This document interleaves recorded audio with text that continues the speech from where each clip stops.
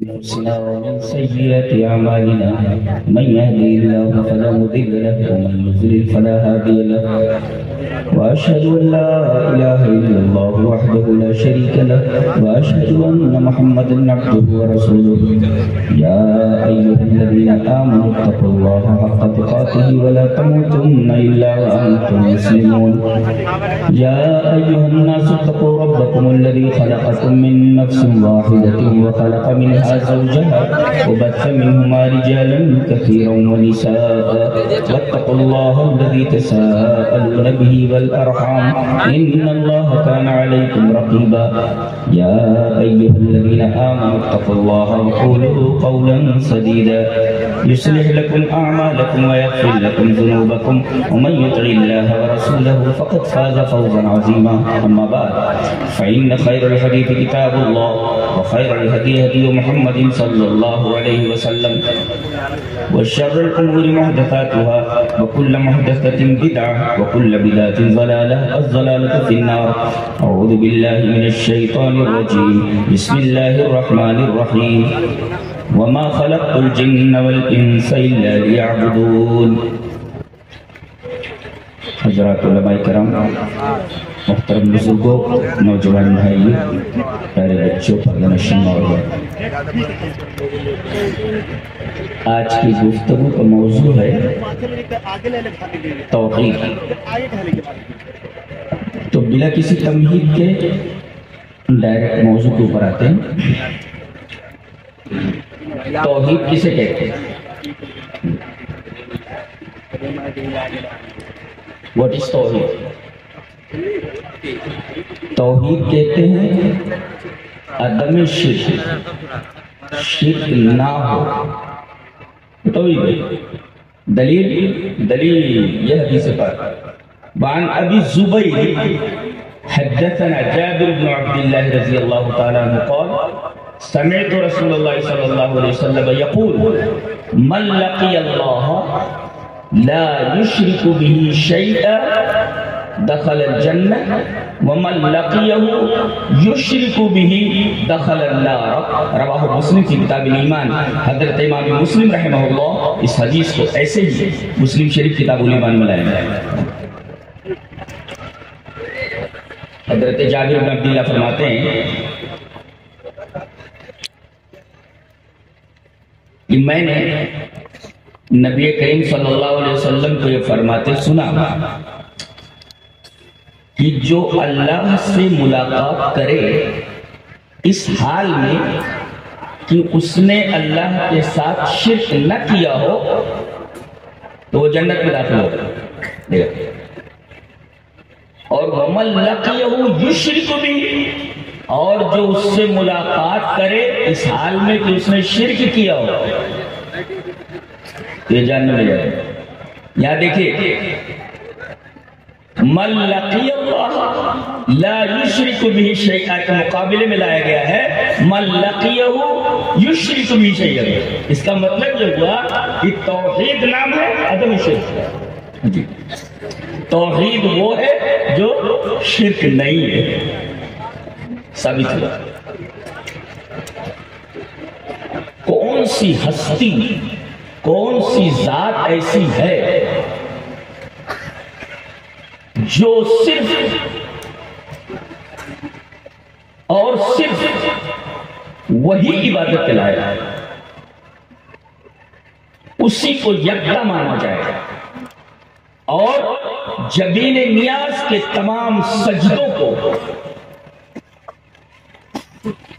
اسی کے لیے مخصوص کر دیا جائے۔ جانتے ہیں جس ہستی کے اندر دو چیزیں ہیں، ایک علم کامل اور دوسرے قدرت کاملہ، یہ دو چیزیں پائی جائیں تو وہی عبادت کے مستحق ہے، وہی عبادت کے مستحق ہے۔ اگر آپ نے سورہ لقمان پڑھا ہے، میں تو تفسیر کا طالب علم ہوں، جس نے سورہ لقمان پڑھا ہے وہ جانتا ہے کہ حضرت لقمان اپنے بیٹے کو نصیحت کرتے ہوئے بولتے ہیں کہ میرے بچے شرک مت کرنا، شرک ظلم ہے۔ اچھا آگے چل کر کے وہ ایک بات بولتے ہیں جسے اللہ تبارک و تعالی نے نقل فرمایا، وہ بات دیکھو یا بنی انہا ان تک مثقال حبۃ من خردل فتکن فی صخرۃ او فی السماوات او فی الارض یاتی بها اللہ ان اللہ لطیف خبیر. خفاء الشیء ینقسم الی اقسام. چیز جو چھپ جاتی ہے، جانتے ہیں اس کی کئی قسمیں ہوتی ہیں. یہ چیز دکھائی نہیں. ایک تو من صغر، چیز بہت چھوٹی ہو، دکھائی نہیں دیتی. چیز بہت چھوٹی ہو، اس وجہ سے انسان کی نگاہ اس چیز کو نہیں دیکھ پاتی. جیسے حبۃ من خردل، رائی کا دانہ. دیکھیں چیز چھپ گئی ہے من صغرہ، اپنے چھوٹے ہونے کی وجہ سے. ایک چیز چھوٹی ہو تو دکھائی نہیں دیتی، مخفی ہو جاتی. یا چیز من وراء حجاب، پردے کے پیچھے ہو تو دکھائی نہیں دیتی. یہ چیز ہے، دس از مائی ہینڈ کرچیف. یہ دیکھیں آپ، یہ دستی ہے اور اس کے درمیان یہ میرا ہاتھ آ گیا، یہ ہاتھ حجاب. تو یہ ہینڈ کرچیف من وراء حجاب، اس وجہ سے آنکھوں کو یہ چیز دکھائی نہیں دیتی. فتکن فی الصخرۃ، چٹان میں ہو، چٹان کے اندر ہو. اب دیکھیں کوئی چیز چٹان کے اندر چلی گئی، ظاہر ہے کہ وہ من وراء حجاب، پردہ آ گیا درمیان میں. جی پتھر کو توڑو تو وہ چیز دکھائی دے گی. اس کا مطلب ہے کہ وہ چیز اس وجہ سے دکھائی نہیں دیتی کہ وہ چٹان کے اندر ہے، من وراء حجاب. تو ایک تو چیز بہت چھوٹی ہو تو دکھائی نہیں دیتی، اور ایک چیز من وراء حجاب ہو، پردے کے پیچھے ہو تو دکھائی نہیں دیتی. اور تیسرے کافی فاصلے پر ہو، او فی السماوات، آسمان کی پہنائیوں میں ہو تو دکھائی نہیں دیتی. کافی دور ہو، بلندی پر ہو اور کافی فاصلے پر ہو تو دکھائی نہیں دیتی. اور تیسرے او فی الارض، زمین کی تاریکیوں میں ہو تو چیز دکھائی نہیں دیتی ہے. یہی چار ہی قسمیں نہ دکھائی نہیں دیتی. خفائے شے کی، شے کے مخفی ہونے کی یہی چار قسمیں ہو سکتی ہیں. چیز بہت چھوٹی ہو، من وراء حجاب ہو، آسمان کی پہنائیوں میں ہو، بلندی پر ہو، یا زمین کی تاریکیوں میں ہو. رب تعالی فرماتے ہیں کہیں بھی ہو یا تمہیں اللہ اس کو لے آیا. دیکھو چیز چھوٹی ہے، دیکھ رہا ہے، پردے کے پیچھے دیکھ رہا ہے، آسمان کی پہنائیوں میں دیکھ رہا ہے، زمین کی تاریکیوں میں دیکھ رہا ہے. یہ اس کا علم کامل ہے، اور اس کو وہاں سے لے آنا یہ قدرت کا ہے. تو یا بنی انہا ان تکو مثقال حبۃ من خردل فتکن فی صخرۃ او فی السماوات او فی الارض یاتی بها اللہ. تو یاتی بها اللہ یہ قدرت کامل ہے، باقی ساری چیزیں علم کامل سے متعلق ہیں. اس کو ایک اور آیت کریمہ سے مدلل کر لیتے ہیں. اللہ نے فرمایا وَمَا مِن دَابَّةٍ فِي الْأَرْضِ إِلَّا عَلَى اللَّهِ رِزْقُهَا. زمین میں جتنی چلنے والی چیزیں ہیں ان سب کی روزی اللہ کے اوپر ہے، اللہ کے ذمے ہے. ایک کیڑا رات کی تاریکیوں میں کسی کالے پتھر کی چٹان کے اوپر چل رہا ہے، اللہ اس کا غذا پہنچا دیتا ہے، اس کا رزق پہنچا دیتا ہے. اس لیے کہ اس کا رزق پہنچانا ذمہ ہے، اللہ رزق ذمہ ہے. اچھا مچھلیاں سمندر میں اتنی ہیں کہ آدمی تصور بھی نہیں کر سکتا کہ جائے تم تو شمار کر سکتے، ذہن تھک جاتا ہے، کیلکولیٹ نہیں کر سکتا. اللہ فرماتا ہے کہ سب کی روزی ہمارے ذمے. اب دیکھو روزی ان تک پہنچانا ہے، پہنچانے سے پہلے علم ہونا ضروری ہے کہ کوئی چیز کہاں ہے. کبھی نہ پہنچا سکتے. اب ایک کوریئر والا آتا ہے سامان لے کر کے تو پوچھتا ہے ایڈریس کہاں ہے، وہ آدمی رہتا کدھر ہے. تو پہلے اس آدمی کو جانو کہ رہتا کہاں ہے. تو جتنی بھی چیزیں کائنات میں ہیں ان تک روزی پہنچانا ہمارے ذمہ ہے، اور پہنچانے سے پہلے ان کا علم علم ضروری ہے، لہذا ہم جانتے ہیں کہ وہ چیز کہاں ہے، یہ علم کامل ہے، اور چیزوں کو ان تک پہنچا دینا یہ قدرت کامل ہے۔ تو جو ذات علم کامل رکھے اور جو ذات قدرت کاملہ رکھے وہی عبادت کے مستحق ہو سکتی ہے، وہی عبادت کے لائق ہو سکتی ہے، اس کے علاوہ کوئی ذات قابل عبادت نہیں ہو سکتی۔ یہ ثابت ہوا۔ تو ہمارا رب علم کامل رکھتا ہے، کمپلیٹ علم اور کمپلیٹ پاور، علم کامل اور قدرت کامل۔ تو ثابت ہوا کہ اس کے علاوہ کسی کے پاس علم کامل ہے نہیں، اس کے علاوہ کسی کے پاس قدرت کاملہ ہے ہی نہیں، لہذا اللہ کے علاوہ کوئی عبادت کے لیے کیسے ہو سکتا؟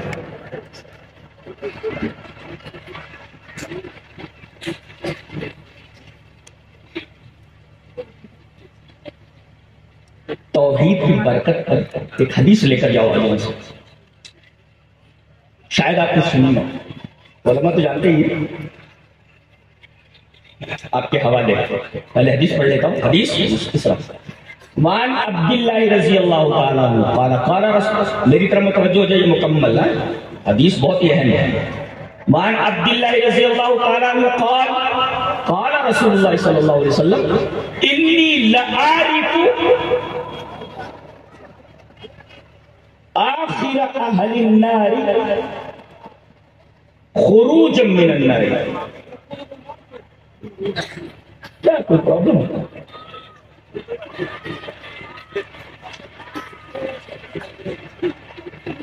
ان عبداللہ رضی اللہ تعالیٰ عنہ قال رسول اللہ صلی اللہ علیہ وسلم انی لعارف آخر اہل النار خروجا من النار رجل یخرج منها الزحف فيقال له انطلق فادخل الجنة، قال فيذهب فيدخل الجنة فيجد الناس قد أخذوا المنازل فيقال له أتعرفون الزمان الذي كنت فيه؟ فيقول نعم، فيقال له تمنى فيتمنى فيقال له لك ما تمنيت وعشرة أضعاف الدنيا، قال فيقول أتسخر بي وأنت الملك؟ قال فلقد رأيت رسول الله صلى الله عليه وسلم ضحك حتى بدت نواجذه، رواہ مسلم کی کتاب الایمان۔ حضرت امام مسلم رحمہ اللہ اس حدیث کو ایسے ہی ایک صفحے کی پوری روایت ہے، وہ پوری امانت کے ساتھ آپ کو پہنچا دی گئی ہے، جسے امام مسلم رحمہ اللہ کتاب الایمان کا نام ہے، بڑی پیاری روایت ہے۔ ایکسپلین کرتا ہوں۔ حضرت عبداللہ ابن مسعود، جب خالی عبداللہ بولا جائے تو اس سے عبداللہ ابن مسعود مراد ہوتے ہیں، تو حضرت عبداللہ ابن مسعود فرماتے ہیں کہ رسول اللہ صلی اللہ علیہ وسلم فرمایا میں جانتا ہوں، انی لعارف، میں جانتا نہیں پہچانتا ہوں۔ جاننے میں اور پہچاننے میں فرق ہوتا ہے۔ معرفت جانتے کس کو ہوتے ہیں؟ معرفت 50 آدمی اس میں آپ کا لڑکا ہو، آپ پہچان لیں گے یہ اس کی ضد کیا آتی ہے معلوم ہے؟ عرفہ کی ضد، نکر آتی ہے، نکر فَعَرَفَهُمْ وَهُمْ لَهُ مُنْكِرُونَ۔ یوسف علیہ السلام کے بھائی آئے تو یوسف علیہ السلام نے ان کو پہچان لیا، بہت سارے لوگ تھے، تمام لوگوں میں جو غلہ لینے کے لیے آئے تھے ان سے ڈیفرینشیٹ ہو گئے یہ کہ یہ سب بھائی میرے بھائی یہ ہمارے پہچان لینا۔ فَعَرَفَ وَهُمْ لَهُ مُنْكِرُونَ، جبکہ بھائی ان کو نہیں پہچانتے، تو معلوم یہ ہوا کہ عرفہ کی ضد نکیرہ ہوں، پہچان لینا۔ یہ تمام جہنمی ہیں، ان میں ایک کو پہچانتا ہوں کہ یہ ہے، تمہارے پہچان لینا۔ میں جانتا ہوں اس آدمی کو جو سب سے آخر میں جہنم سے نکلے گا۔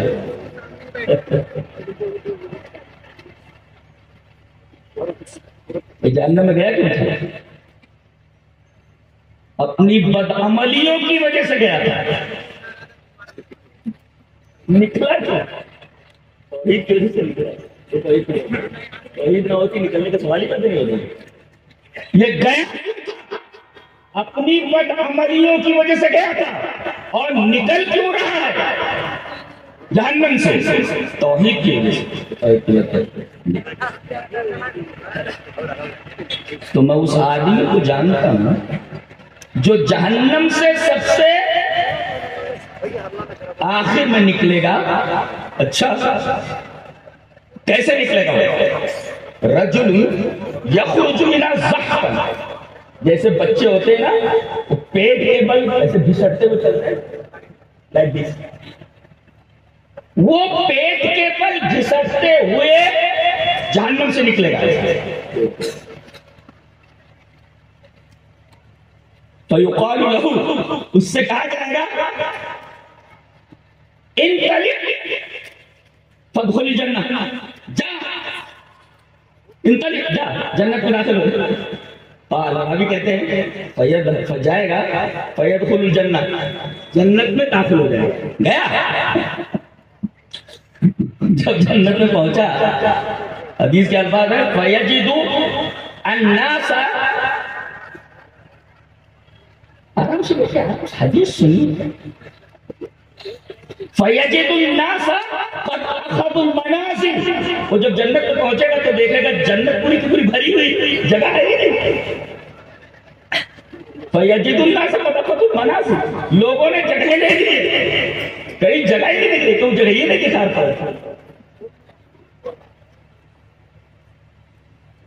کہہ رہا ہے کہاں جاؤں، جگہ ہی نہیں ہے، پوری جنت بھری ہوئی.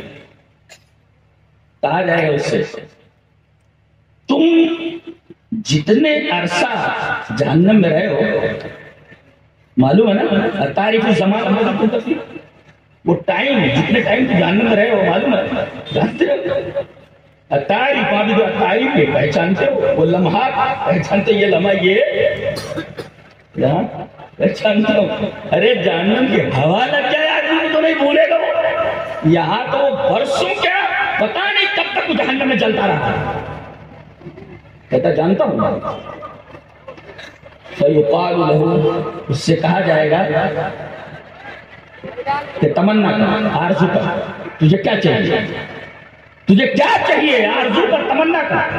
فیتمنا، وہ تمنا کرے گا مجھے یہ چاہیے، مجھے وہ چاہیے، مجھے وہ چاہیے، مجھے وہ چاہیے. اللہ فرماتا بس تیری تمناؤں کی حد یہی ہے تو لکما تمنیت، تو تیرے لیے وہ تمام چیزیں ہیں جس کی تو نے آرزو کی ہے، جو تو نے ابھی مانگا ہے، جس کی تمنا کی ہے، وہ سب دے دیا گیا. اور ہماری طرف سے بونس وعشرۃ اضعاف الدنیا، دنیا کے 10 گنا وہ بھی آپ کو دیا جائے. تمنائیں پوری کر دی گئی جتنا مانگا اس نے، اور پھر دنیا کے 10 گنا. اس کو مسلم شریف کی روایت ہے، ذرا بھی نہیں ہے، حدیث ضعیف ہو یا کچھ ہو، 10 گنا دنیا کے مزید دے دیا گیا. اللہ فرما رہا ہے یہ بھی تجھے دیا جاتا ہے، تیری تمناؤں کے مطابق تمام چیزیں دے دی گئی، اور دنیا کے 10 گنا چیزیں بھی تجھے دے دی گئی. اب دیکھو اس کا ریئیکشن، دیکھو اس کا. قال فیقول، تو کہے گا اتسخر بی وانت الملک، آپ تو اللہ ہے، آپ تو معبود ہے، آپ بادشاہ، آپ سے مذاق کر رہے ہیں. بندے کی جرات دیکھو، آپ اسے مذاق کر رہے ہیں. کہتے ہیں کہ اس جملے پر نبی کریم راوی کہتا ہے کہ جب یہ حدیث نبی کریم صلی اللہ علیہ وسلم نے بیان فرمائی تو میں نے دیکھا فَلَقَدْ رَأَيْتُ رَسُولَ اللَّهِ صلی اللہ علیہ وسلم ضَحِكَ حَتَّى بَدَتْ نَوَاجِذُهُ. اس کا یہ جملہ کہ اے اللہ تو بادشاہ ہے، تو مجھ سے مذاق کر رہا ہے کہ میری تمنائیں تو تو نے دے دی اور دنیا کے 10 گنا اور بھی دے دیا، تو مذاق تو نہیں کر رہا ہے، تو بادشاہ مذاق کر رہا ہے. نبی کریم صلی اللہ علیہ وسلم نے اس کا یہ قول نقل کرنے کے بعد فرمایا، راوی کہتا ہے کہ نبی کریم صلی اللہ علیہ وسلم کھلکھلا کر ہنس پڑے. ضحیکہ حتی بدت نواجذ، محاورہ ہے، ضحیکہ حتی بدت نواجذ، ہنسے یہاں تک کہ آپ کی دار ظاہر ہو گئی، یعنی کھلکھلا کر ہنس پڑے. استدلال اس حدیث سے یہ ہے کہ گیا تھا کیوں؟ بدعمالیوں کی وجہ سے گیا تھا. اور نکلا کیوں؟ توحید کی وجہ سے نکلا. یہ توحید کی برکت ہے. یعنی آدمی کے پاس اگر توحید ہے تو ایک نہ ایک دن وہ جہنم سے ضرور نکلے گا.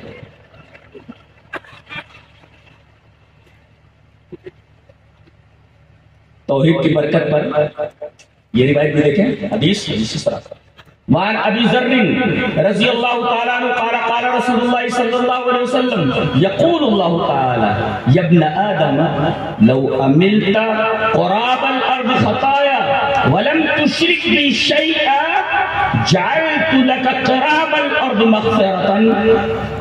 رواہ احمد کی مسندی. حضرت امام احمد بن حنبل رحمہ اللہ اس حدیث کو ایسے ہی مسند احمد کے اندر لائے. راوی حضرت ابو ذر غفاری. حضرت ابو ذر غفاری فرماتے ہیں کہ نبی اکرم صلی اللہ علیہ وسلم نے فرمایا کہ اللہ فرماتا ہے. اس کا مطلب حدیث قدسی ہے. اگر سند صحابی پر رک جائے تو حدیث موقوف، اور نبی تک رفع ہو جائے تو حدیث مرفوع، اور نبی سے آگے بڑھ کر سند اللہ تک پہنچ جائے حدیث قدسی ہے. تو نبی کریم صلی اللہ علیہ وسلم فرما رہے کہ اللہ فرماتا ہے کیا؟ یا ابن آدم، اے آدم کی اولاد، لو عملت قراب الارض خطایا، زمین بھر کر تو اگر گناہ کر لے، زمین بھر کر گناہ کر لے. زمین چھوٹی چھوٹی تھوڑی ہے، کتنی بڑی ہے. اتنا گناہ کر لے کہ زمین بھر جائے. قراب الارض خطایا، زمین بھر کر. ولم تشرک بی شیئا، اور مجھ سے ملے اس حال میں کہ تو نے میرے ساتھ شرک نہیں کیا ہے، توحید کے ساتھ آیا ہے تو زمین بھر کر گناہ لے کر آ، میں زمین بھر کر بخشش لے کر کے آتا ہوں. جعلت لك قراب الارض مغفرة. دیکھا آپ نے؟ اللہ اکبر. یہ ہے توحید کی عظمت اور توحید کی برکت. ایک جانب گناہوں کا انوار ہے، دنیا بھر کے گناہ ہیں، اور ایک طرف توحید ہے. توحید کا وزن دیکھو کہ ایک طرف دنیا کو رکھ دیا گیا پلڑے میں، دنیا کے تمام گناہوں کو، اور ایک طرف توحید کو رکھ دیا گیا. توحید کا وزن دیکھیے کہ توحید جس پلڑے میں ہے وہ پلڑا نیچے ہو گیا، اور دنیا بھر کے جو گناہ تھے جس پلڑے میں تھے وہ گناہ کا پلڑا نیچے دب گیا. یہ ہے توحید کی عظمت جو حضرت ابو ذر غفاری رضی اللہ تعالیٰ عنہ کی اس روایت سے سچ ہے.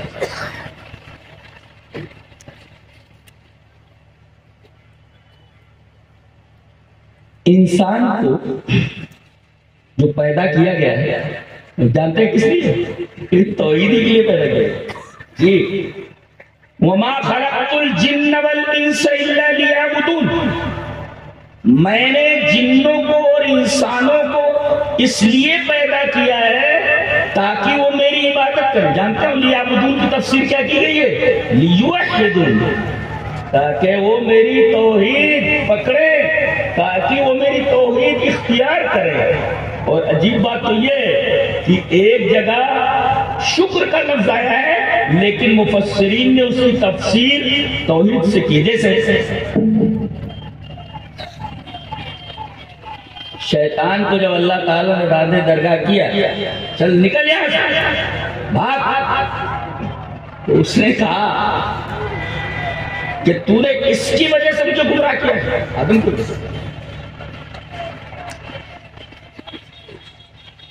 بولتا ہے ثم لآتینہم من بین ایدیہم ومن خلفهم وعن ایمانہم وعن شمائلہم ولا تجد اکثرہم شاکرین. میں ان کے آگے سے آؤں گا، میں ان کے پیچھے سے آؤں گا، میں ان کے دائیں سے آؤں گا، میں ان کے بائیں سے آؤں گا، اور ان میں سے اکثر کو میں شاکر نہیں چھوڑوں گا. شاکر ولا تجد اکثرہم شاکرین. شاکرین کی تفسیر موحدین سے کی گئی ہے کہ اس کی پوری کوشش یہ ہوگی کہ لوگوں کو شرک میں مبتلا کر دے اور توحید سے دور کر دے، اور اپنے اس مشن میں وہ تقریباً کامیاب ہو چکا ہے. دنیا کی اکثریت شرک کے پلیٹ فارم پر آ چکی ہے. بڑے تھوڑے لوگ ہیں جو شکر کے پلیٹ فارم پر ہیں اور توحید کے پلیٹ فارم پر ہیں. اور ہمیشہ یہ کم ہی رہے، اس لیے کہ ایک بکٹ دودھ میں تھوڑا سا گھی ہوتا ہے، اور دودھ کا جو جزو اعظم ہوتا ہے وہ گھی ہی ہوتا ہے۔ اگر ایک بکٹ پانی سے سارے اجزاء گھی کے نکال دیے جائیں تو دودھ میں اور پانی میں کیا فرق رہ جاتا ہے؟ تو در حقیقت دودھ کا جزو اعظم جس طریقے سے گھی ہوتا ہے، ایسے ہی موحدین ہیں اس زمین کے اوپر، اور اللہ تبارک و تعالی جانتے ہیں اسی توحید کی برکت سے انہیں معاف کرے گا، اور توحید کے علاوہ اسی چیز پر شرک کے اوپر تو قطعاً کمپرومائز نہیں، شرک کرنے والا کبھی بخشا نہیں جائے گا۔ دیکھیں وَلَا تَجِدُ أَكْثَرَهُمْ شَاكِرِينَ۔ ایک بات اور بولتا ہے، کیا بولتا ہے؟ تو نے اس کی وجہ سے مجھے گمراہ کیا ہے تو میں کیا کروں گا؟ لَأَقْعُدَنَّ لَهُمْ صِرَاطَكَ الْمُسْتَقِيمَ، تو میں تیرے صراط مستقیم کے اوپر بیٹھ جاؤں گا۔ دیکھو شیطان کو معلوم ہے کہ جنت کی طرف جانے والا ایک ہی راستہ ہے، صراط، تیرا راستہ، اضافت ہے نا، اور اضافت سے چیز مخصوص ہو جاتی ہے۔ صراط تیرا راستہ، اور تیرا راستہ صراط مستقیم، اس پر بیٹھوں گا میں، اس پر بیٹھوں گا۔ خود تو معلوم ہے کہ جنت کی طرف جانے والا راستہ ایک ہی ہے، دنیا کو پٹی کیا پڑا رکھی ہے، چار راستے جو جنت تک جاتے ہیں۔ یہ عجیب غریب فلسفہ نہیں ہے، یہ راستہ بھی جنت کی طرف جاتا ہے، یہ راستہ بھی، یہ امام کا راستہ جنت کی طرف جاتا ہے، یہ امام کا راستہ جنت کی طرف جاتا ہے، یہ جاتا ہے وہ جاتا ہے۔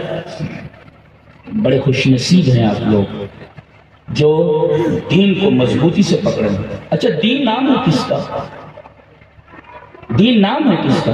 دین نام ہے قرآن و حدیث کا، یہی آپ کو دیا گیا تھا، یہی آپ امت کو دے کر گئے۔ دلیل یہ حدیث پاک، وعن ابی ہریرہ رضی اللہ تعالی عنہ قال قال رسول اللہ صلی اللہ علیہ وسلم انی قد ترکت فیکم شیئین لن تضلوا بعدہما کتاب اللہ و سنتی۔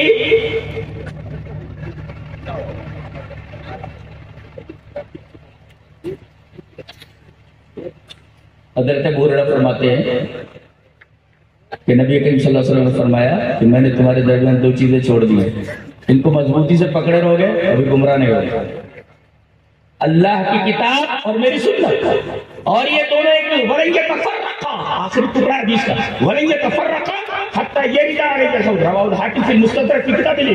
حضرت امام حاکم رحمہ اللہ اس حدیث کو ایسے ہی مستدرک کتاب العلم کے اندر لائے۔ یہ دونوں ایک دوسرے سے جدا نہیں ہو سکتے، جی قرآن اور حدیث، انہی کا نام دین ہے، دین۔ اور ایک عجیب بات بتاؤں، امام ابن قیم رحمہ اللہ نے اچھی خوشخبری دی ہے ہم لوگوں کو۔ چلیے مختصر الصواعق المرسلہ کے اندر ان کی جو عبارت ہے وہ ہم پیش کر دیتے ہیں۔ کہتے ہیں کل احد یعلم ان اصحاب الحدیث اصدق الطوائف كما قال عبد الله بن المبارك وجدت الدين لأهل الحديث والكلام للمعتزلة والكذب للرافضة والحيل لأصحاب الرأي۔ اللہ، کتنی اچھی بات کہی ہے حضرت امام ابن قیم رحمہ اللہ، ابن تیمیہ کے شاگرد ہیں، بہت بڑے عالم ہیں، فرماتے ہیں کہ اصحاب الحدیث، اہل الحدیث، یہ تمام فرقوں میں سب سے سچا فرقہ ہے، اصدق الطوائف، سب سے سچا فرقہ ہے۔ اور پھر کہتے ہیں جیسا کہ عبداللہ ابن مبارک نے کہا، کیا وجدت الدین لأہل الحدیث، میں نے دین کو اہل الحدیث کے پاس پایا۔ دین کہاں ہے؟ اہل حدیث کے پاس۔ یہ اتنا بڑا امام بول رہا ہے، معمولی آدمی تھوڑی ہے۔ وجدت الدین لأہل الحدیث، دین کہاں میں نے پایا؟ اہل الحدیث کے پاس پایا۔ اور منہ شکافیاں، کیل کال، ایسا ویسا، یہ تو پٹک، یہ اٹھا، یہ کرے، یہ سب کیل و کال، یہ سب فلسفیانہ منہ شکافیاں میں نے معتزلہ کے پاس پائی۔ اور والکذب للرافضہ، اور سب سے بڑا جھوٹا اگر کوئی ہے اس روئے زمین پر تو رافضی، پوری فلسطین کی ایسی کیسی کر کے رکھ دیا، اور کہتے ہیں کہ 11 بہنوں کا یہ اکیلا بھائی ہے۔ ان نارائقوں کو اب تک سمجھ میں نہیں آتا یہ ہے کون، یہ ہے فلسطین کو جو حضرت عمر نے فتح کیا ہے، تو حضرت عمر کا تو دشمن ہی ہے، دشمن ہی ہے، سنیوں کے دشمن ہی ہے۔ یہ جو کچھ بولتے ہیں جھوٹی بولتے ہیں۔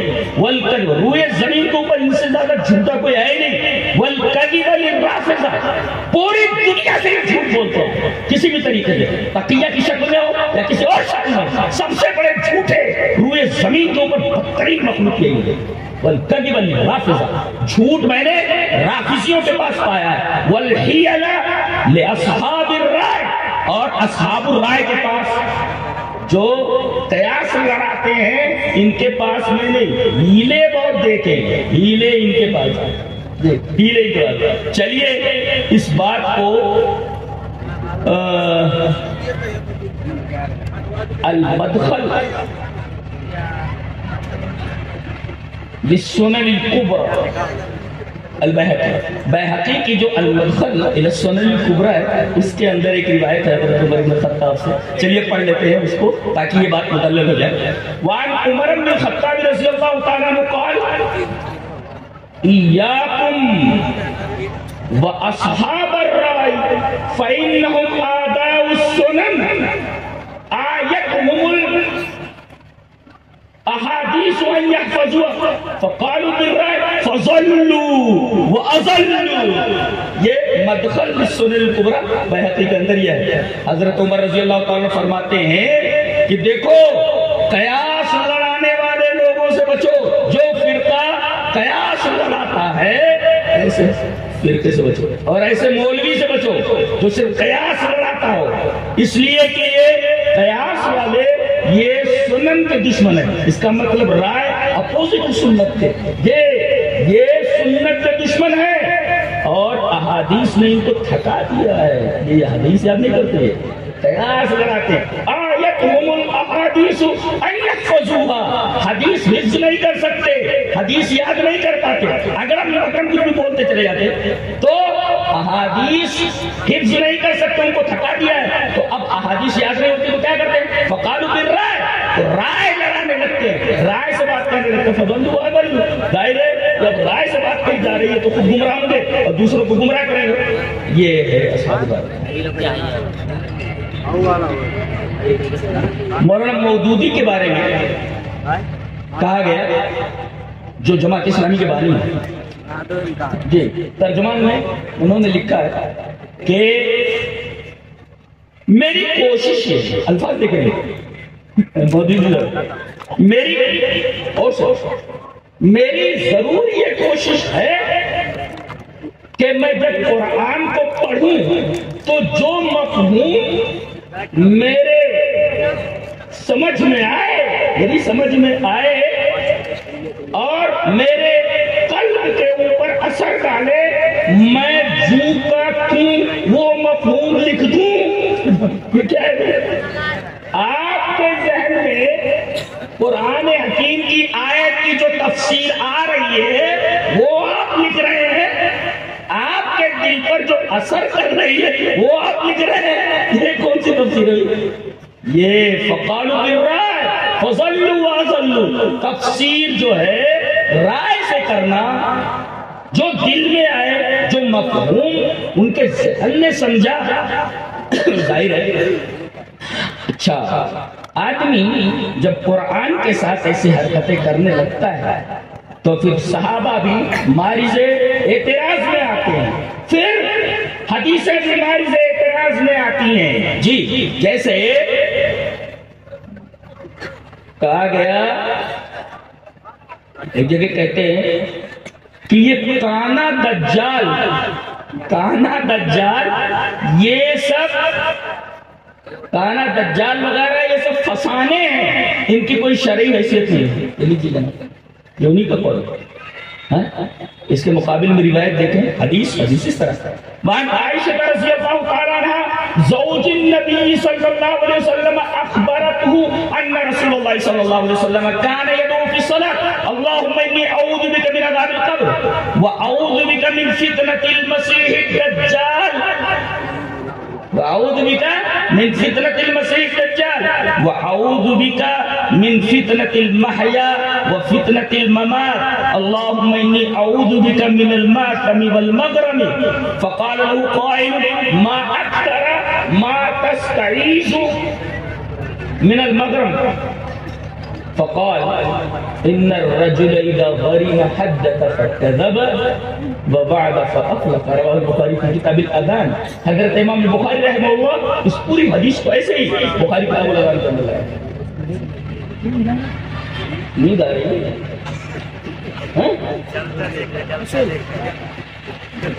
دھما لے رہے ہیں.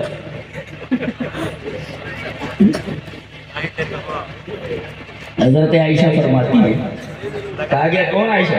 حضرت عائشہ رضی اللہ تعالی عنہا نبی صلی اللہ علیہ وسلم کی بیوی محترمہ زوج نبی صلی اللہ علیہ وسلم. یہاں زوج کا لفظ نبی کی طرف ہے یہ اضافت تشریفی نہیں تو کہہ دیا جاتا. حضرت عائشہ فرماتی ہے زوج نبی کہنے کی کیا ضرورت؟ اشارہ اس بات کی طرف ہے جانتے ہو یہ کون ہے؟ یہ نبی کی بیوی ہے. ان کے بارے میں کوئی غلط بات منہ سے نکالنا نہیں. اور یہ جھوٹے رافضی یہ تو طرح طرح کے الزامات ان منافقین کی طرح حضرت عائشہ رضی اللہ تعالیٰ عنہ پر لگاتے ہیں. یہ زوج النبی کہا گیا. یہ اضافت تشریفی ہے کہ مقام دیکھو حضرت عائشہ کسی نبی کی بیوی ہے اور تمہاری اوقات ہے تم نبی کی بیوی کے اوپر انگشت اعتراض کرو. تمہاری اوقات ہے یہ نبی کی بیوی ہے. 10 آیتیں نازل ہوئی ہیں یہ بارات کے لیے. آپ کو معلوم ہے کیا یہ فرماتی ہے اخبرت حضرت عائشہ فرماتی ہے کہ نبی کریم صلی اللہ علیہ وسلم اپنی نماز کے آخر میں ہمیشہ یہ دعا کرتے تھے کیا؟ اللہم انی اعوذ بک من عذاب القبر. اے اللہ میں تیری پناہ چاہتا ہوں قبر کے عذاب سے. یہ پہلا ٹکڑا بتا رہا ہے کہ قبر کا عذاب برحق ہے. جو لوگ قبر کے عذاب کا انکار کرتے ہیں غلطی پر ہیں اور اس حدیث سے منکر ہیں. اور دوسرا ٹکڑا وَأَعُوذُ بِكَ مِن فِتْنَةِ الْمَسِيحِ الدَّجَّالِ. یہ مودودی صاحب کہتے ہیں کہ کانا دجال یہ وغیرہ ایسے فسانے ہیں کہ کوئی شرعی ایسے ارے شریعت تو حدیث کا نام ہے جیسا کہ ابھی میں نے بتایا. پھر یہ کہنا کہ یہ سب کانا دجال وغیرہ یہ فسانے ہیں تو یہ فسانہ نبی کریم صلی اللہ علیہ وسلم کو بیان فرمایا. بات کہاں تک جا رہی ہے؟ فرمایا وَأَعُوذُ بِكَ مِن فِتْنَةِ الْمَسِيحِ الدَّجَّالِ. اور میں پناہ چاہتا ہوں مسیح دجال سے. مسیح دجال سے.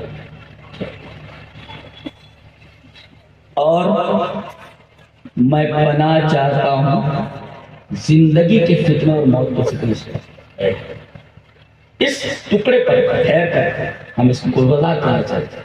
I want to explain of this bit of this کہ میں پناہ چاہتا ہوں زندگی کے فتنے سے. یہ زندگی کا فتنہ ہے. 2 چیزیں پیش آتی ہیں انسان کو شبہات کا فتنہ اور شہوات کا فتنہ. شبہات کا فتنہ کیا ہوتا ہے کہ آدمی کے دماغ اس طرح ہو جائے کہ حق باطل دکھائی دے اور باطل فَيَرَ الْحَقَّ بَاطِلًا وَالْبَاطِلَ حَقًّا. ایک دم ذہن کا سانچہ دل کا سانچہ الٹ جائے کہ اسے حق باطل نظر آئے اور باطل حق نظر آئے. یہ زندگی کا فتنہ ہے. یہ شبہات ایسا کس ہو سکتا ہے؟ حق سے باطل دکھائی دیتا ہے باطل سے حق دکھائی دیتا ہے. ایک زندگی کا فتنہ تو یہ. اور دوسرے زندگی اس کی اللہ کی معصیت میں گزرے. زندگی کا فتنہ. زندگی اس کی کفر کے اوپر گزرے فتنہ. زندگی اس کی بدعتوں میں گزرے یہ فتنہ. زندگی اس کی صحابہ کرام کی عظمت تسلیم نہ کرنے پر گزرے اور اس کی زندگی گزرے بدعات و خرافات میں. یہ ہے زندگی کا فتنہ. زندگی اور موت کا فتنہ. موت کا فتنہ تو ہے ایک مرتے وقت. علماء نے لکھا ہے کہ چونکہ یہ نازک موقع ہوتا ہے آدمی کو اس دنیا سے جانا رہتا ہے لہذا شیطان آدھا مکتا ہے اور دعوت دیتا ہے کفر کی طرف. آجا کفر کی طرف, آجا نصرانیت کی طرف, آجا یہودیت کی طرف, آجا وثنیت کی طرف, آجا غلط عقائد کی طرف. بڑا نازک مرحلہ ہوتا ہے، اس نازک مرحلے میں وہ بہکانے میں کامیاب ہو جاتا ہے بڑی حد تک، اگر آدمی کا ایمان درست نہیں ہے۔ اگر آدمی بہکاوے میں آ گیا تو فتنۃ الممات ہے، اور فتنۃ الممات مرنے کا فتنہ ایک اور ہے کہ جب پوچھا جائے قبر میں اس سے مر رب، جواب میں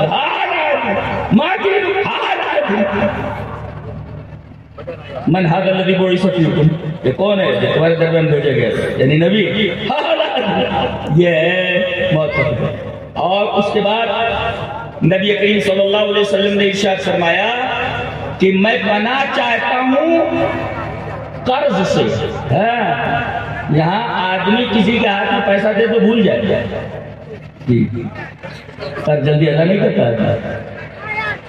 نبی کریم صلی اللہ علیہ وسلم کوئی آدمی مر جاتے تو پوچھتے تھے یہ مفروض تو نہیں ہے، اگر پتہ چلتا کہ یہ قرض دار ہے اس کی نماز جنازہ نہیں پڑھتے، آپ فرماتے جاؤ تو میں پڑھ لوں، میں نہیں پڑھتا جی۔ تو میں پناہ چاہتا ہوں قرض سے اور گناہ سے۔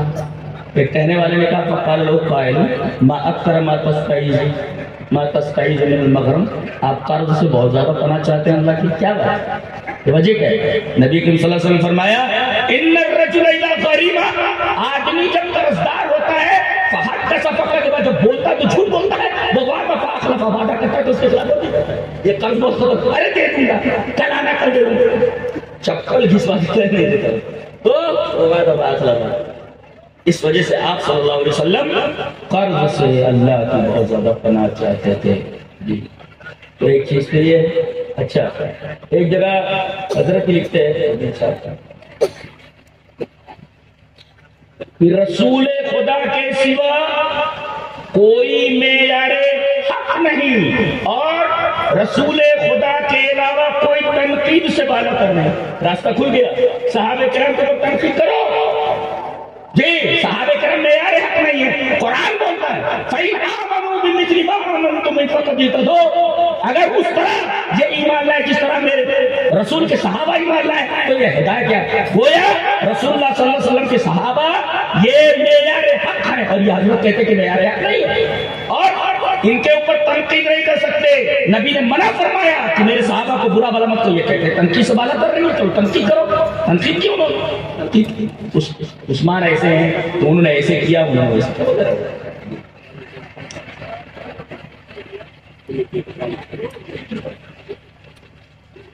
میں نے بتایا تھا کہ فطرے دو طریقے کے تو شبہات کے، حق باطل باطل، ایک شہوات کے، آدمی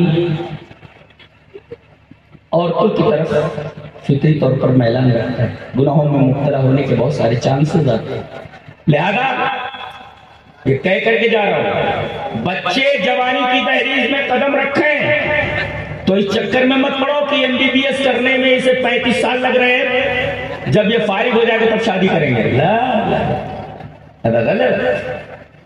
جیسے ہی جوانی کی دہلیز میں بچہ قدم رکھے، لڑکی قدم رکھے، فوراً شادی کر دو اس کی جی، شادی کر دو، خوش ہو رہے، ہاں خوش ہو رہے دیکھو اچھی لڑکی وغیرہ ڈھونڈو، ان لوگوں کو اتنے بیٹھے ہوئے رنڈے میں بیٹھے ہوئے جے ذرا حال کرو ان کا، اس لیے کہ یہ شہوات کی نگر پر اگر چل نکلے بڑی پریشانی ہو جائے گی۔ یہ دیکھو یہ فوٹو لے رہے ہیں یہ بتانے کے لیے امی کو کہ دیکھو مولانا بولے ہیں ذرا کوئی ڈھونڈو گے اچھی سے جی۔ تو ایک فتنہ ہے شبہات کا اور ایک ہے فتنہ شہوات کا، وہ بڑی خطرناک چیز ہے۔ توحید کی ایک اور برکت دیکھیں گا، توحید کی برکت دیکھیں، کرے کوئی فائدہ کسی کو، یہ حیرتناک بات نہیں ہے۔ چلیے وہ حدیث پڑھ لیتے، حدیث اس طرح وہاں ابن عباس رضی اللہ تعالیٰ عنہ قال سمعت النبی صلی اللہ علیہ وسلم یقول ما من مسلم يموت فيقوم على جنازته 40 رجلا لا يشركون بالله شيئا الا شفعوا فيه، رواه ابو داؤد في كتاب الجنائز۔ حضرت امام ابی داؤد رحمہ اللہ ابو داؤد شریف کتاب الجنائز کے اندر یہ روایت اسی طرح لائے، راوی حضرت عبداللہ بن عباس ہے۔ حضرت عبداللہ بن عباس فرماتے ہیں کہ میں نے جناب محمد رسول اللہ صلی اللہ علیہ وسلم کو فرماتے سنا کہ کوئی مسلمان مر جائے اور اس کی نماز جنازہ 40 ایسے آدمی پڑھ لیں جو اللہ کے ساتھ شرک نہ کرتے ہو تو اس کی بخشش ہو جاتی ہے. دیکھ شفعو کی، دیکھو لفظ شفعو کی تشریح کرتا ہوں. شفعو کا مطلب ہوتا ہے جب بندہ کہتا ہے اللہم اغفر لحینا ومیتنا وشاہدنا وغائبنا وصغیرنا وکبیرنا الی آخر. اے اللہ ہمارے زندے کو بخش دے، ہمارے مردے کو بخش دے، ہمارے چھوٹے کو بخش دے، ہمارے بڑے کو بخش دے وغیرہ. تو گویا یہ اللہ سے اس کی بخشش کی سفارش کر رہا ہے. یعنی جنازہ پڑھنے والے لوگ میت کے بارے میں اللہ سے سفارش کرتے ہیں اللہ اس کو معاف کر دے. تو اگر 40 آدمی اس کی سفارش کرتے کیسے لوگ؟ قید لگائی گئی لا یشرکون باللہ موحد. لہذا وصیت کر کے جاؤ کہ ہماری نماز جنازہ وہی لوگ پڑھے اور پڑھائے جو شرک نہ کرتے ہیں اللہ کے ساتھ. 40 آدمی اگر کسی مسلمان کی گنہگار کی نماز جنازہ پڑھتے، شرط یہ ہے کہ وہ بھی موحد رہا ہو. یہ اس لیے کہ شرک پر تو کوئی کمپرومائز ہے ہی نہیں. تو 40 آدمی اگر نماز جنازہ پڑھتے ہیں اللہ شکر ہوگی تو ان کی جو سفارش ہے کہ اللہ اس کو بخش دے، ان کی سفارش قبول ہو جاتی ہے. توحید کی برکت دیکھیں، توحید کی برکت دیکھیں.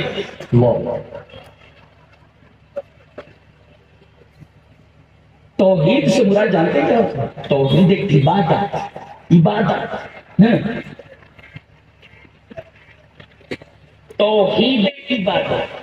توحید is oneness of Allah.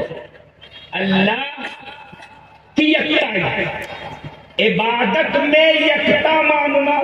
جی موجود صاحب نے آپ کو بڑی کر دیا کیا عبادت کا مطلب لیا ہے انہوں نے کہ عبادت جو ہے یہ مقصود نہیں ہے.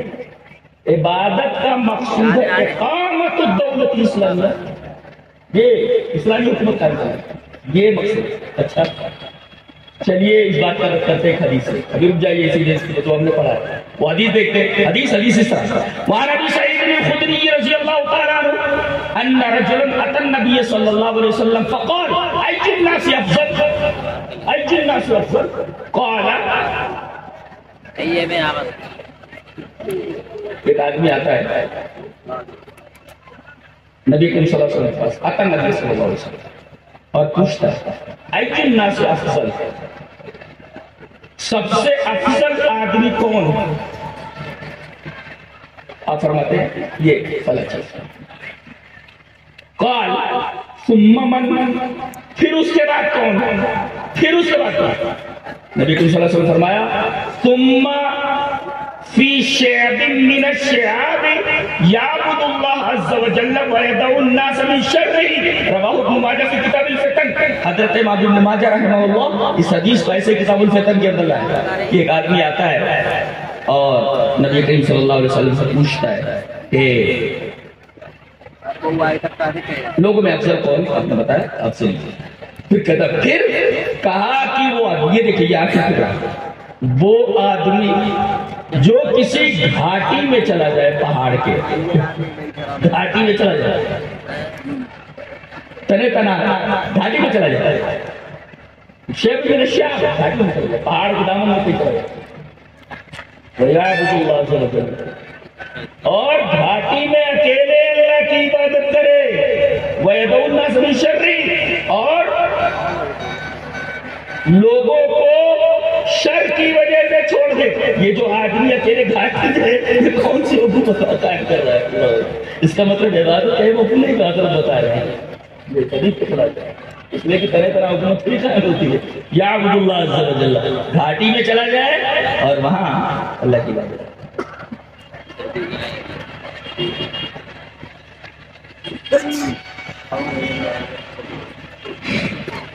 توحید کی برکت آپ دیکھیں، حدیث پاک دیکھیں. حدیث وعن عائشہ رضی اللہ تعالی عنہا ان النبی صلی اللہ علیہ وسلم بعث رجلا على سریة وكان يقرأ لأصحابه في صلاتهم فيختم بقل هو الله أحد. فلما رجعوا ذكروا ذلك للنبي صلى الله عليه وسلم فقال صلوا ليش يسألوا ذلك فسألوه فقال لأنها صفة الرحمن وأنا أحب أن أقرأ بها فقال النبی صلی اللہ علیہ وسلم اخبروه ان اللہ یحبہ رواه البخاری فی کتاب التوحید. حضرت امام بخاری رحمہ اللہ اس حدیث کو ایسے ہی کتاب التوحید کے اندر لائے. راویہ نبی کریم صلی اللہ علیہ وسلم کی پیاری بیوی حضرت عائشہ رضی اللہ تعالیٰ عنہ. حضرت عائشہ رضی اللہ تعالیٰ عنہ فرماتی ہیں کہ ایک دفعہ نبی کریم صلی اللہ علیہ وسلم نے ایک سریہ بھیجا. سریہ کس کو کہتے ہیں؟ ما فوق المئہ. اتنے فوجی ہیں جو 100 کے اوپر اور ما دون المئہ وہ باس رجلن علی سریہ. ایک سریہ بھیجا. سریہ میں کتنے افراد ہوتے ہیں؟ 100 کے اوپر اور 100 کے نیچے ہوں تو اس لشکر کو کیا بولتے ہیں؟ باس. تو حضرت عائشہ فرماتی ہے کہ رسول اللہ صلی اللہ علیہ وسلم نے ایک سریہ بھیجا یعنی 100 سے زائد لوگ. اب یہ کیا کرتے تھے حضرت؟ نماز کون پڑھاتا تھا؟ وہ جو کمانڈر ان چیف تھے وہ. لہذا بہتر یہ ہے کہ مسجد کا متولی جو نماز وہی پڑھائے گا. جی سورہ فاتحہ پڑھنا نہیں پڑتا. مسجد کا متولی ہے سورہ فاتحہ پڑھنا نہیں آتا جی تو نماز ہی پڑھاتے. اچھا جب نماز پڑھاتے تو ہر رکعت میں سورہ فاتحہ کے بعد کوئی بھی سورہ پڑھتے قل هو اللہ گھسا دیتے. قل هو اللہ ضرور پڑھو. جیسے الحمد شریف پڑھ لیے. الحمد شریف پڑھنے کے بعد کوئی سورہ پڑھے تو قل هو اللہ احد اللہ الصمد. پیچھے جتنے فوجی تھے انہوں نے تو اس وقت کچھ نہیں کہا. واپس لوٹے تو جا کر نبی کریم صلی اللہ علیہ وسلم کے پاس پوچھا. دو باتیں معلوم ہیں. ایک یہ کہ کوئی بھی مسئلہ تمہارے سامنے آئے تو پہلے آستین مت چڑھاؤ. کوئی آ کر بولے ارے تمہارے بارے میں یہ کہا دیکھ لیتا ہوں اس کو. ارے بھائی دیکھنے سے پہلے تفتیش حال تو کر لے اس نے کیا کہا ہے.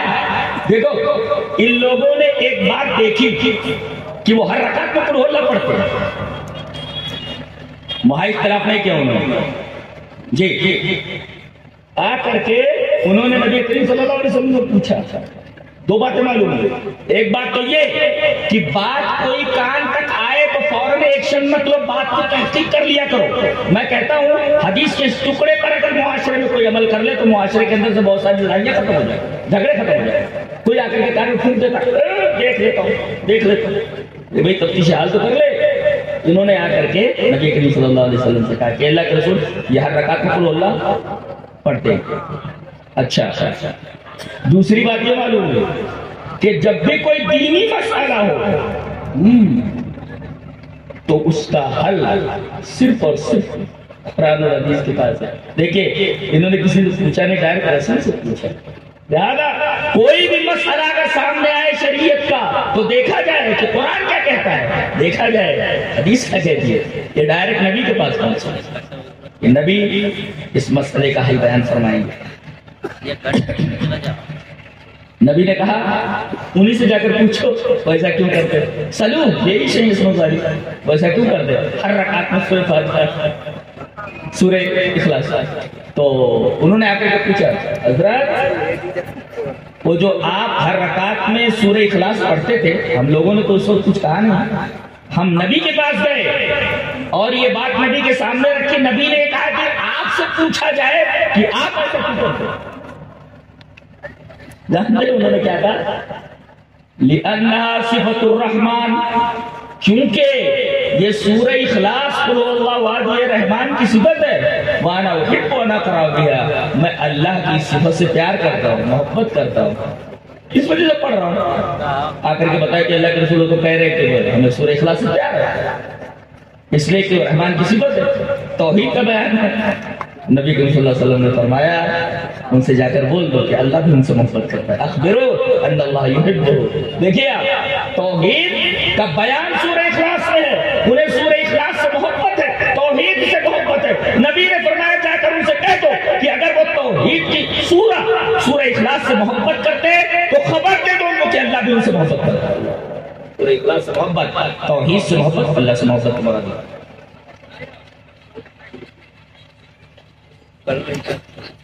ہم لوگ بولتے رہتے ڈاکٹر صاحب بس اللہ اوپر ہے، نیچے آپ جو اللہ چاہے اور آپ چاہے، جو آپ چاہو خطرناک بات ہے۔ چلیے وہ حدیث دیکھ لیتے ہیں۔ حدیث اس طرح وعن ابن عباس رضی اللہ تعالیٰ عنہ ان رجل قال یا رسول اللہ ما شاء اللہ وشئت فقال جعلتنی اللہ عدلا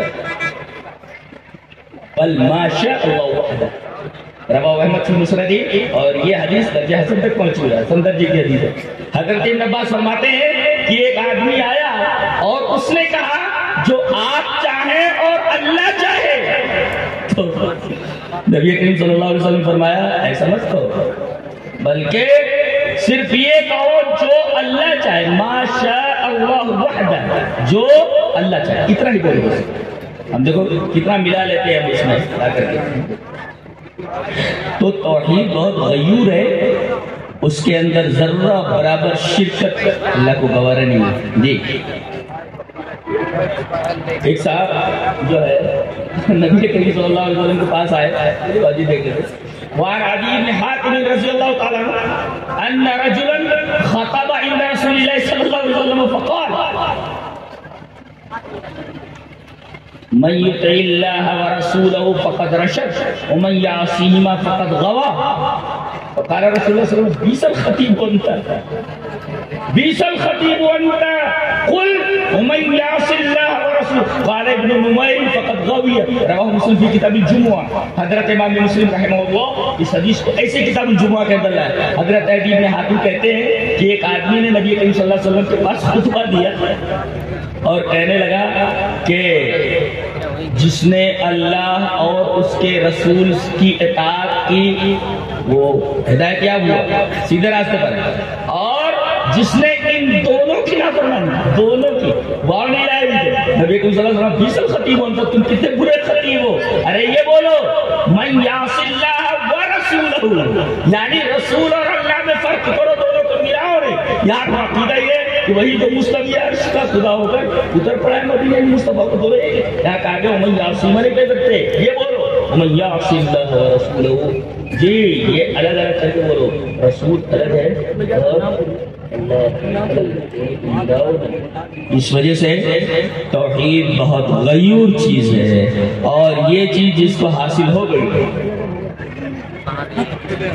اچھا عجیب بات ہے، سورہ نساء میں اللہ تبارک تعالیٰ نے ایک جگہ فرمایا کہ جو شرک کے علاوہ جو گناہ ہے وہ میں بخش دوں گا، اور آیت وہی، لیکن آخر میں دو ٹکڑے الگ الگ ہیں۔ پہلا ٹکڑا بالکل ایک جیسا ہے، لیکن دوسرا ٹکڑا بدل گیا ہے۔ کہا گیا ان اللہ لا یغفر ان یشرک بہ ویغفر ما دون ذلک لمن یشاء ومن یشرک باللہ فقد افتری اثما عظیما۔ اور آگے چل کر کے کہا ان اللہ لا یغفر ان یشرک بہ ویغفر ما دون ذلک لمن یشاء ومن یشرک باللہ فقد ضل ضلالا بعیدا۔ دیکھیں پہلا ٹکڑا وہی ہے، دوسرا ٹکڑا بدل گیا ہے، اور ایک ہی سورہ کے اندر ہے، سورہ نساء میں۔ تو افطرا اسم عظیمہ کے کیا مطلب؟ افطرا اسم عظیمہ کا مطلب یہ ہے کہ آدمی اپنی زبان سے یہ کہے کہ اللہ کا کوئی شریک ہے، یہ ہے افطرا، جھوٹ بات ہے، دنیا کا سب سے بڑا جھوٹ ہے کہ اللہ تبارک و تعالیٰ کا شریک ہے کوئی، اور اس بات کو اپنی زندگی میں نافذ کر لے، تطبیق دے دے، تو یہ ضلالت ہے۔ لہذا آدمی کو اپنی زبان سے بھی نہیں کہنا چاہیے اللہ کا شریک ہے، نہ اسے اپنی زندگی میں لانا چاہیے، تطبیق بھی نہیں دینی چاہیے، اس وجہ سے دونوں کی نفی کر دی گئی۔ ان اللہ لا یغفر ان یشرک بہ ویغفر ما دون ذلک لمن یشاء ومن یشرک باللہ فقد افتری اثما عظیما۔ دوسری جگہ فرمایا گیا ان اللہ لا یغفر ان یشرک بہ ویغفر ما دون ذلک لمن یشاء ومن یشرک باللہ فقد ضل ضلالا بعیدا۔